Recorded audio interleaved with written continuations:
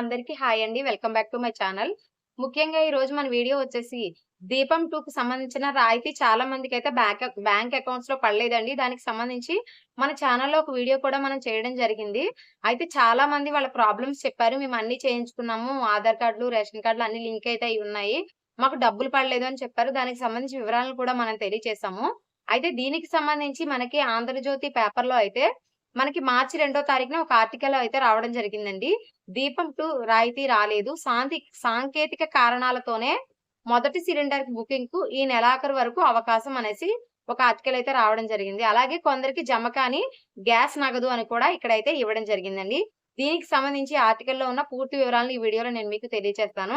ఎవరైనా మన ఛానెల్‌ని కొత్తగా చూస్తున్నట్లయితే సబ్స్క్రైబ్ చేసుకోండి. ముఖ్యంగా అసలు ప్రస్తుతానికైతే మనకి నగదు జమ కాకపోవడానికి గల కారణాలు సేమ్ మనం చెప్పినవే ఇక్కడ చెప్పారండి.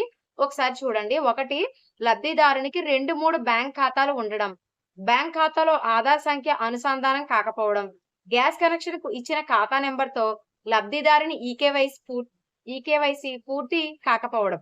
ఇదొకటండి. అలాగే గ్యాస్ కనెక్షన్ ఒకరి పేరుతో ఉండగా మరొకరు వినియోగిస్తుంటే కనెక్షన్ ఉన్నవారికే నగదు జమ అవుతుంది. చాలా మంది మా అత్తగారి పేరు మీద ఉన్నాయని చెప్తున్నారు కదా! సో, ప్రాబ్లమ్ అయితే ఇదండి. అలాగే లబ్ధిదారులకు బ్యాంక్ ఖాతా మనుగడలో లేకపోవడం. అంటే బ్యాంక్ అకౌంట్ డెడ్ అయిపోయి ఉండడం. గత ప్రభుత్వంలో ఇష్టానుసారంగా రేషన్ కార్డులు ఇచ్చేశారు. ఇప్పుడు ఆ కార్డులపై ఆరంచెల తనిఖీ చేపట్టగా కొందరిని అనర్హులుగా గుర్తించారు. ఇలాంటి వారికి గ్యాస్ నగదు జమ కావడం లేదు. చెప్పాను కదండీ! రేషన్ కార్డ్ ఉన్నా సరే మనకి 6 స్టెప్ వెరిఫికేషన్‌లో మనం ఫెయిల్ అయితే మనకి ఈ గ్యాస్ అమౌంట్ అనేది మనకి జమ అయితే అవ్వదు. ఇంకొకటొచ్చేసి గ్యాస్ రాయితీ జమ కాని వారి సంఖ్య పట్టణ ప్రాంతాల్లోనే ఎక్కువగా ఉంటుంది. 1000 చదరపు అడుగుల విస్తీర్ణంలో ఇల్లు ఉందని, 6 నెలలకు విద్యుత్ వినియోగం 1800 యూనిట్లు దాటిందని, 4 చక్రాల వాహనం ఉందని, గ్యాస్ కనెక్షన్‌తో ఆధార్ సంఖ్య అనుసంధానం కాలేదని వంటి కారణాలతో నగదు జమ కాని వారు డిఎస్ఓ కార్యాలయాల చుట్టూ అధిక సంఖ్యలో తిరుగుతున్నారు.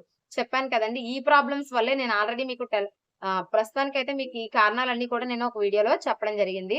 సో, ఇవే కారణాలుంటాయని చెప్పి విలేకరులు కూడా చెప్పడం జరుగుతుంది. నేను ఆల్రెడీ 3 మంత్స్ బ్యాకే చేశానండి ఈ వీడియో.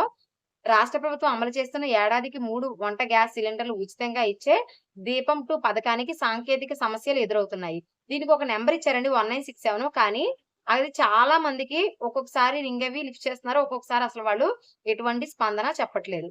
అందువల్లే ఈ ఆర్టికల్ అయితే రావడం జరిగింది.